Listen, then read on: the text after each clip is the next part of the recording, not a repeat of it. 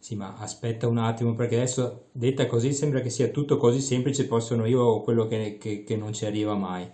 Queste particelle instabili, ma dove le trovate? Non so, un tanto al chilo su internet, ve le fate portare dal corriere? No, dai, aspetta un attimo, ci stavo arrivando, so che sei avido di sapere. Allora, praticamente per produrre queste particelle instabili, noi prendiamo delle particelle stabili, quelle che costituiscono la materia ordinaria, per esempio i protoni, li mettiamo dentro un acceleratore e le portiamo a energie elevatissime. A un certo punto li tiriamo fuori da questo anello dove stanno girando a velocità molto elevata e le spariamo contro un cilindretto di grafite, la grafite delle matite tipicamente. Questi protoni interagiscono con i nuclei della materia e la loro energia viene in qualche modo convertita in massa e movimento di nuove particelle. Alcune di queste sono instabili. Cosa vuol dire instabili? Sono come praticamente delle uova che stanno in piedi sulla punta. Cioè ci stanno per un po' e dopo un po' cadono e vanno in uno stato più stabile. Lo stato più stabile è formato da particelle più leggere. Quindi queste particelle instabili si rompono e decadono, come vi dicevo, in particelle più leggere. E tra i prodotti, tra le macerie di questo decadimento, ci sono anche i neutrini. Mi ricordo che l'anno scorso, sempre il tizio della notte dei ricercatori mi diceva che queste particelle sono talmente instabili che in media vivono tipo un millesimo di miliardesimo di secondo. Ma allora io è un anno che ci penso, come fate a essere così veloci a piegarle in un tempo così breve? Anche qua c'è qualcosa che non torna. Ma io sospetto che tu sia un fisico che fai finta di non sapere niente. E non sminuire la mia intelligenza dandomi dello specialista sotto mentite spoglie. Vabbè, comunque, quello che ci salva è il fatto che queste particelle viaggiano più o meno alla velocità della luce, quindi in un millesimo di miliardesimo di secondo, ti ricordi bene, queste particelle comunque viaggiano per decine di metri e quindi si muovono abbastanza per poter attraversare delle regioni in cui mettiamo dei campi magnetici che praticamente le curvano. Invece un'altra cosa che non ho capito, ma ste particelle instabili, ve lo dite voi dove decadono oppure decidono loro?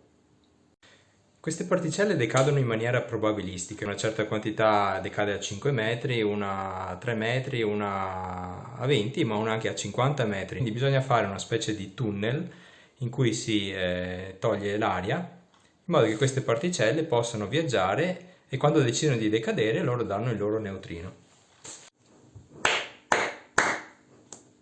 Veramente spaziale. Però lasciami fare una notazione. Tu all'inizio dicevi che queste cose le avete imparate a fare 60 anni fa, no? Allora adesso io non mi spiego come hai fatto a farti dare tutti questi quattrini per il tuo fascio avveniristico? Li hai ipnotizzati? Vedi, non so se dovrei dirtelo, però quello che ho tentato di fargli capire è che per fare dei progressi nell'ambito della scienza è necessario avere degli strumenti sempre più raffinati e il tipo di fascio che ho proposto cade proprio in questa categoria. Ammazza, che bello spot, sei proprio un bravo venditore di neutrini. Ma spiegami, cos'è che hanno di male questi fasci normali? Questi fasci hanno un grosso difetto, ovvero che l'intensità della sorgente di neutrini non è conosciuta con la precisione che ci serve. Noi siamo interessati a misurare con altissima precisione qual è la probabilità che un neutrino interagisca con la materia. Se uno non conosce quanti neutrini ha inviato, non riesce a capire qual è la frazione di questi che hanno interagito con la materia. Ah, ho capito, ho capito. Si potrebbe quasi dire che anch'io adesso interagisco un po' di più con la materia, no? È come se tu facessi un'indagine di mercato sui tuoi clienti e ricevessi dei risultati, però senza sapere a quante persone hai chiesto. Qual è la frazione dei tuoi clienti che ha apprezzato un certo prodotto? Ah, ma quindi hai dei clienti, vuoi vendergli il fascio di neutrini per abbronzarsi? In effetti era solo un esempio, non abbiamo ancora dei clienti, non stiamo a livello di creare un prodotto. perché diciamo questo è più che altro uno strumento per fare della ricerca scientifica di base a questo livello. Poi nel futuro, chissà. Dai, dai, che se si fa il business facciamo una startup io e te. Ma ho ancora un dubbio. Quando tu spari un protone sul bersaglio, sai quante particelle instabili vengono fuori, no? E quindi dovresti anche sapere con grande precisione quanti neutrini vengono prodotti. Mi immagino che questo tipo di cose ormai voi sappiate anche misurarle, simularle. Guarda, hai centrato proprio il punto. Il problema è che non sappiamo con la sufficiente precisione quali sono le caratteristiche delle particelle instabili che escono dal bersaglio. L'idea che ho proposto è un po' una specie di via alternativa a questa necessità di conoscere esattamente tutto quello che succede quando un protone sbatte su un bersaglio. Ah, bravo, hai fatto il lateral thinking. Allora ho capito, non sapete bene cosa succede quando i protoni interagiscono con la targhetta, poi sbattono di nuovo, insomma è un gran casino. Ma tipo se io ho una lampadina e voglio sapere quanto è intensa, la punto su un muro bianco e poi misuro quant'è la luce che viene riflessa. Non potreste fare una roba simile anche con i neutrini? È che per fare questo tipo di misura tu supponi di conoscere qual è la probabilità che i neutrini interagiscono con la materia. E invece questo è proprio la cosa che noi non conosciamo bene.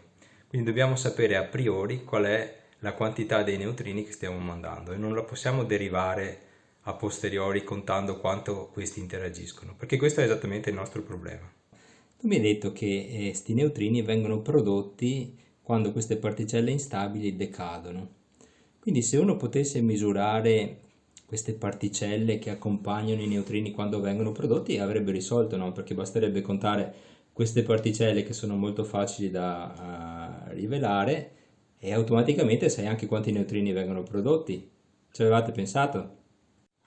Ammettilo che te l'aveva detto il tizio alla notte dei ricercatori l'anno scorso. Ma dai, è una cosa abbastanza elementare, anzi mi stupisco che non l'abbiate già fatto. Senti, dai, prova a dirmi con parole tue perché è così difficile fare questa cosa. In effetti, concettualmente l'idea è semplicissima. L'obiettivo di Enuvet è proprio di dimostrare nella pratica se questa sia una via percorribile oppure no. Mi avventuro di nuovo in una metafora. Diciamo che i neutrini possono essere pensati come delle schioppettate, dei proiettili velocissimi che sono difficili da contare. Però cosa possiamo fare? Noi invece di contare i proiettili possiamo contare i bossoli che cadono. I bossoli in questa metafora sono le particelle prodotte insieme ai neutrini. In pratica l'idea di Enuvet consiste nel tappezzare la zona di decadimento, il cosiddetto tunnel che ti descrivevo prima, con dei rivelatori in grado di misurare i positroni.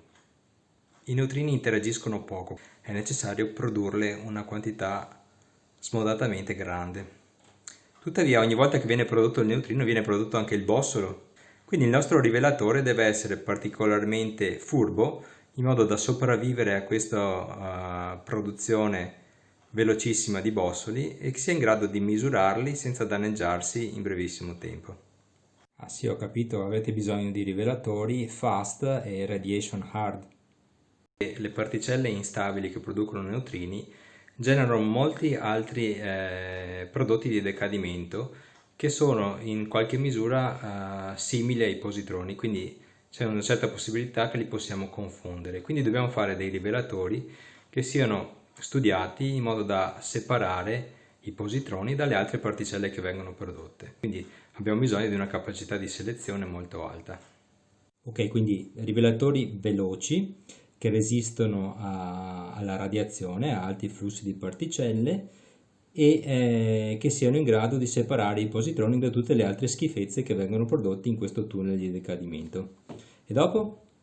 Dopo c'è il fatto che, come ti dicevo, i neutrini vengono prodotti dove praticamente vogliono loro. Quindi è necessario instrumentare una regione molto grande che può andare fino a circa 50 metri. Bisogna fare un rivelatore con le caratteristiche che hai riassunto, ma che sia anche non troppo costoso. Con tutti i soldi che ti hanno dato, sempre là a guardare l'euro.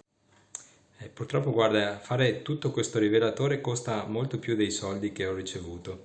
Però col mio progetto stiamo costruendo una frazione di questo tunnel di decadimento strumentato che ha lo scopo di dimostrare che può funzionare. Inoltre, una buona frazione del mio progetto è legato alla creazione di posti di giovani ricercatori che studiano in dettaglio il problema. E guarda, in effetti mi hai convinto, ci avete le vostre belle gatte da pelare, però adesso vai a fare qualcosa, cosa stai qua? La gente è stanca, si è fatta una certa.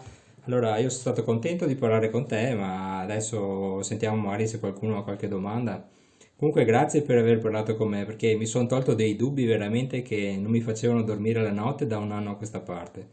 E speriamo che l'anno prossimo ci possiamo vedere di persona e che le cose siano migliorate rispetto a quest'anno. Ciao! È stato un piacere anche per me.